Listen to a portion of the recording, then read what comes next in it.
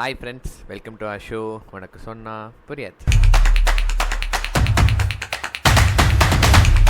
So last வீக்கோட episode நீங்கள் எல்லோரும் கேட்டு நல்லா என்ஜாய் பண்ணியிருப்பீங்கன்னு நினைக்கிறேன். இன்றைக்கி நம்ம எதை பற்றி பார்க்க போகிறோன்னா, நம்ம எல்லாருமே வாழ்க்கையில் ஒரு கட்டத்தில் ஃபேஸ் பண்ணுறது தான் ஒரு இன்டர்வியூ. அந்த இன்டர்வியூவில் போய் நான் பண்ண ஃபன்னை பற்றி தான் இன்றைக்கி நம்ம பேச போகிறோம். ஸோ பொதுவாகவே பார்த்திங்கன்னா நம்ம பர்சன்ஸோட நேமே சொல்ல மாட்டோம் இல்லையா? ஸோ இதில் கம்பெனியோட நேமும் சொல்லக்கூடாது, அங்கே இருக்க கொஸ்டின்ஸும் சொல்லக்கூடாது. எனக்கு ஞாபகம் இருக்க வரைக்கும் it is a concern of ப்ரைவசின்னு வச்சுக்கோங்களேன், ப்ரைவசி. ஸோ இதோட பேக்ரவுண்ட் என்னென்னு பார்த்தீங்கன்னா உங்களுக்கு ஃபன்னாக ஒரு எக்ஸ்பீரியன்ஸ் எடுத்துகிட்டு வரணும். அட் த சேம் டைம் எப்படி கைண்டாக ஒரு இன்டர்வியூ அப்ரோச் பண்ணலாங்கிற ஒரு சின்ன 2-3 எனக்கு தெரிஞ்ச விதத்தில் சொல்லலாமே அப்படிங்கிறது தான் ஒரு சின்ன ஐடியா இந்த பாட்காஸ்ட்டுக்கு. எப்படி பண்ணக்கூடாது அப்படிங்கிறது நீங்கள் கற்றுக்கலாம்னு நினைக்கிறேன் என் எக்ஸாம்பிளாக வச்சு. ஸோ காலேஜ் போயிட்டு என்னோடய ஃபஸ்ட்டு இன்டர்வியூ இது தான். இப்போ ஜென்ரலாகவே நீங்கள் படிக்கிறீங்கன்னா எப்படி படிப்பீங்க? முட்டி படிக்கிறவங்க ஒரு விதம், இன்னொரு விதம் வரட்டும் பார்த்துக்கலாம் நமக்கு தெரிஞ்சது தானே அப்படிங்கிறது இன்னொரு விதம்.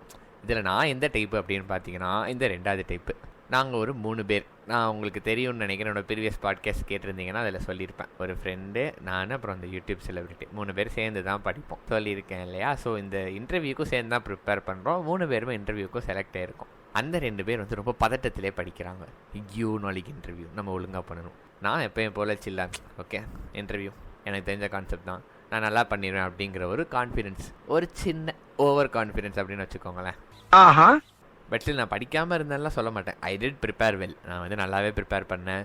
நான் என்னோடய ரெஸ்யூமேல போட்டிருந்ததை ப்ரிப்பேர் பண்ணேன், வீடியோஸ் பார்த்தேன், நிறையா மல்டிபிள் சாய்ஸ் கொஸ்டின்ஸ் பார்த்தோம், அண்ட் நிறையா ஸ்டெஃப் பண்ணோம். நானும் ப்ரிப்பேர் பண்ணேன், ஒரு டென்ஷன் இல்லாமல் பண்ணேன். ஜாலியாக பாட்டு கேட்டுட்டு வைப் பண்ணிட்டு எப்போயும் போல ஐ வாஸ் பீயிங் மீன்னு வச்சுக்கோங்களேன். ஸோ இந்த ஃபஸ்ட் டைம் எக்ஸ்பீரியன்ஸ், இந்த எக்ஸ்பீரியன்ஸ் இருக்குது இல்லையா இன்டர்வியூவில், அது ஒரு வேறு லெவலுங்க. அதாவது நீங்கள் சுத்தமாக அதுக்கு ப்ரிப்பேர் ஆகிருக்கவே முடியாது. எத்தனை வீடியோ பார்த்தாலும், எத்தனை பேர் உங்களுக்கு சொன்னாலும், நீங்களாம் தடவை இன்டர்வியூ எக்ஸ்பீரியன்ஸ் பண்ணுற வரைக்கும் உங்களுக்கு அது எப்படி இருக்குங்கிறது தெரிய சான்ஸே கிடையாது. அன்றைக்கி தான் தடவை என் வாழ்க்கையில் ஒரு எப்போயோ சின்ன வயசில் நான் இன் பண்ணி போட்டிருப்பேன்னு நினைக்கிறேன். எனக்கு டக்கின் பண்ணுறதே பிடிக்காது. அந்த அப்படியே சும்மா அப்படியே போயிட்டு சுற்றுறது தான் வச்சுக்கோங்களேன். பல வருஷம் கழித்து அன்றைக்கி காலையில் நீ பக்கா ஃபார்மலில் வரணும்ப்பா, டை கட்டிட்டு வரணும் அப்படின்ட்டாங்க. ஸோ எனக்கு என்னென்னா, எனக்கு டை கட்ட தெரியாது. டையை வாங்கி வீட்டில் வச்சுட்டேன். அதை அப்படியே கொண்டு போயிட்டு காலேஜில் கிட்ட இருக்கவன்ட்ட கொடுத்துட்டு, எனக்கு கட்ட தெரியாதுடா, தயவு செய்து கட்டி கொடுத்துருன்னு சொல்லி அவன் கட்டி கொடுத்து டையை போட்டு போனேன்னாலாம். ஏன்னா நான் சுத்தமாக வேர் பண்ணதில்லை, என்ன பண்ண முடியும் சார்?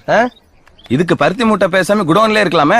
ஸோ அங்கே டை கட்டினதை தவிர மற்றபடி நான் ஜாலியாக தாங்க இருந்தேன். எப்போ போல என் ஹெட்ஃபோனை மாட்டிட்டு பாட்டு கேட்டுட்டு இருந்தேன். அங்கே சும்மா அந்த ஃபோனில் ஸ்க்ரால் பண்ணிட்டு என்னென்ன பார்க்கணுமோ ரெஸ்யூமே எல்லாம் பார்த்துட்டு சைடில் அப்படியே பாட்டும் ஒரு பக்கம் ஓடிட்டு இருந்துச்சுன்னு வச்சுக்கோங்களேன். ரெண்டும் ஒரே நேரத்தில் தான் பண்ணிருந்தேன். இதெல்லாம் பண்ணுறதுக்கு நல்லா தாங்க இருந்துச்சு. எனக்கு ஒரு போட்ட டென்ஷன் கூட இல்லை. நான் பாட்டுக்கு 7 AM உட்காந்துருந்தேன், பாட்டு கேட்டுட்டு இருந்தேன், படிச்சுட்டு இருந்தேன், ஒரு டென்ஷன் இல்லாமல் சுற்றிட்டு இருந்தேன்.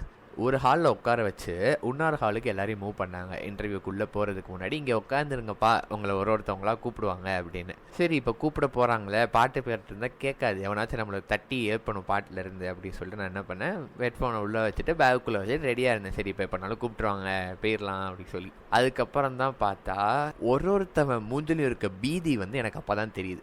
நான் அது வரைக்கும் ஜாலியாக பாட்டு கேட்டுருந்தனால வெளியில் இருக்க சவுண்டு எதுவும் கேட்கல, பெருசாக அவன் மூஞ்சியும் பார்க்கல. அதுக்கப்புறம் தான் ஒருத்தவன் மூஞ்சா பார்க்குறேன், ஒருத்தவனும் பேய பார்த்த மாதிரி உட்காந்துருக்காங்க. நீங்களா யாருடா? How do I tell you?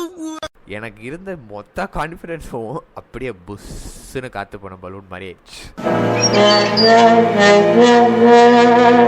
அவங்ககிட்ட இருந்த அந்த வியாதி எனக்கும் ஒட்டிக்கிச்சு. நானும் பதற ஆரம்பிச்சிட்டேன். என்னடா எல்லாம் இப்படி உட்காந்துருக்கேனே, என்ன பண்ண போகிறோம், எல்லாம் ஞாபகம் இருக்கா இல்லையா, எல்லாத்தையும் ஒரு தடவை ஞாபகப்படுத்திப்பாரு. நானே எனக்கு சொல்லிகிட்டே இருக்கேன். இதில் என்ன ஒரு ஃபன்னுனா, என் பேர் முன்னாடி வேறு இருந்துச்சு. லைக் நான் முன்னாடியே போகணும் இன்டர்வியூக்கு.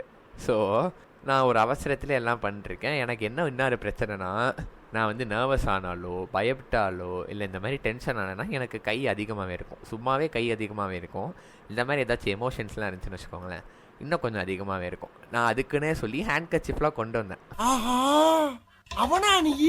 நானும் அந்த ஹேண்ட் கீயை வச்சு தொடச்சிக்கிட்டே இருக்கேன். நான் போய் இப்போது ஒரு ஹால்லேருந்து ஒரு ரூம் கூப்பிட்டு போகிறாங்கன்னு வச்சுக்கோங்களேன். அந்த ரூமுக்கு வெளியில் ஒரு சேர் போட்டு உட்காரணும். நான் 2வது ஆள் நினைக்கிறேன், 2வது. ஸோ எனக்கு முன்னாடி யாரோ இருந்தாங்க, நான் வெயிட்டிங் தேர். ஸோ அங்கேருந்து என்னை கூப்பிடாம உள்ளே வச்சுட்டு போயிட்டேன். லைக் ஹேண்ட் கீ உள்ளே கொண்டு போயிட்டு அவங்க முன்னாடி உள்ளே வச்சுட்டு இருந்தால் நல்லா இருக்காதுல்ல. ஸோ வெளில உள்ளே வச்சுட்டு போயிட்டேன். உள்ளே போய் உட்காந்தாலும் எனக்கு இன்னும் கண்டினியூ ஆகுதுங்க. உள்ளே ஏசி ஃபுல் ஃப்ளோவில் இருக்குது. அவர் ஜாலியாக பேசுகிறார். வந்தோடனே கை வேற கொடுக்க சொன்னார். நான் வேறு வழி இல்லையேன்னு சொல்லிட்டு அப்போ ஆனால் ஈஸியாக என்னோட பேண்ட்டில் தொடச்சிட்டு அப்படியே கொடுத்துட்டேன். ஒன்றும் தெரியல. சரின்னு சொல்லிட்டு இன்டர்வியூவை ஆரம்பிச்சிட்டோம். எல்லாம் நல்லா தாங்க போச்சு. நல்லா தான் பண்ணேன். ஒரு விஷயம் என்னென்னா நான் செலக்ட் ஆகலை. அது வேறு விஷயம். ஃபஸ்ட்டே வந்து செலக்ட் ஆகலை தான். இதுதான் ஃபஸ்ட் இன்டர்வியூ. நான் செலக்டடுங்கிற ஒரு பெரிய நம்பிக்கையில் இருந்தேன்.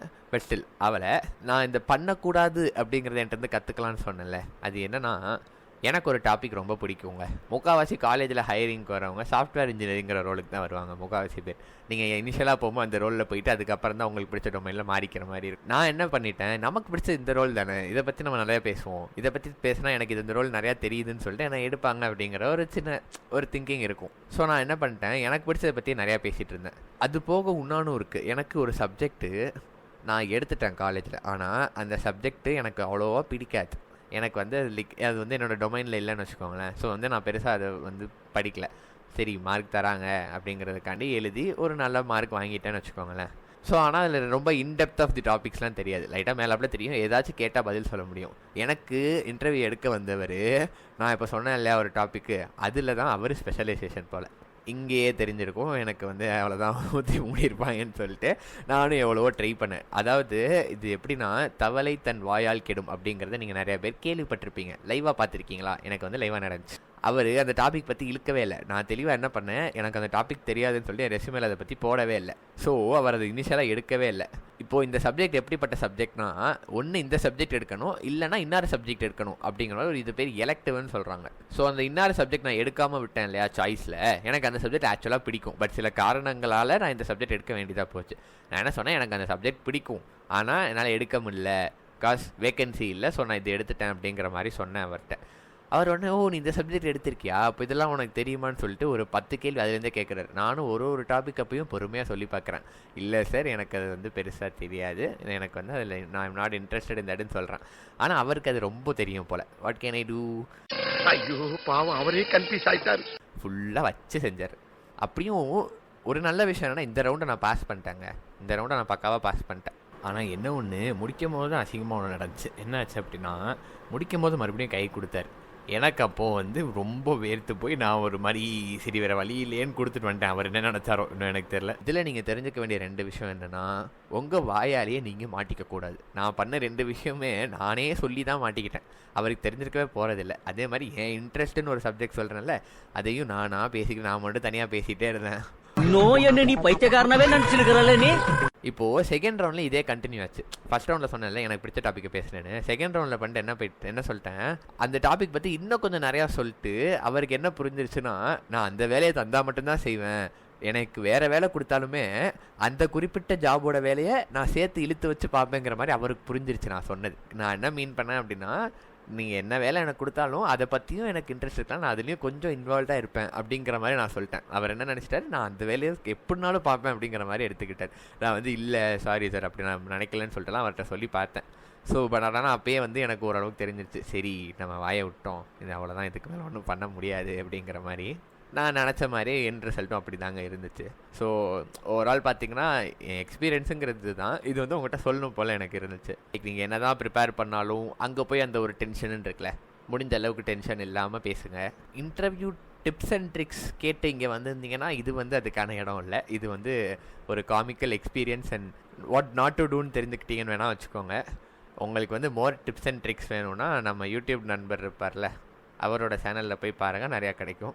ஸோ ஃப்ரெண்ட்ஸ், உங்களுக்கு வேறு சப்ஜெக்ட் பிடிச்சிருக்கிறது ஓகே, பட் இன்டர்வியூவில் போய்ட்டு நான் தலைகீழாகத்தான் குதிப்பேன்னு சொல்லி அதை பற்றியே ஃபுல் அண்ட் ஃபுல்லாக பேசாமல் அவங்க என்ன எக்ஸ்பெக்ட் பண்ணுறாங்களோ அதுக்கேற்ற மாதிரி பேசுகிறீங்கன்னா மேபி உங்களுக்கு வேலை கிடைக்கும்னு நினைக்கிறேன். மேபி எனக்கும் கிடைக்கும். எனக்கும் இன்னும் கிடைக்கல, நான் வந்து கிடைக்காம தான் இதெல்லாம் உங்களுக்கு சொல்லிட்டுருக்கேன். ஸோ பேசிக்கலி நான் இந்த பாட்காஸ்ட் மூலமா என்ன சொல்ல வரேன் அப்படின்னா, உங்கள் வாயை கொஞ்சம் கண்ட்ரோலாக என்ன பேசுகிறீங்கிறத தெரிஞ்சு நீங்கள் எதுவும் எக்ஸ்ட்ராவாக பேசிடாமல் அவங்க எக்ஸ்பெக்ட் பண்ணுற மாதிரி பேசுனீங்கன்னா கொஞ்சம் ஹையர் சான்சஸ் இருக்கும் நீங்கள் போகிறதுக்கு. ஸோ இன்றைக்கி எபிசோடுக்கு அவ்வளோதான் மக்களே. பை பை, நெக்ஸ்ட் எபிசோடில் பார்ப்போம்.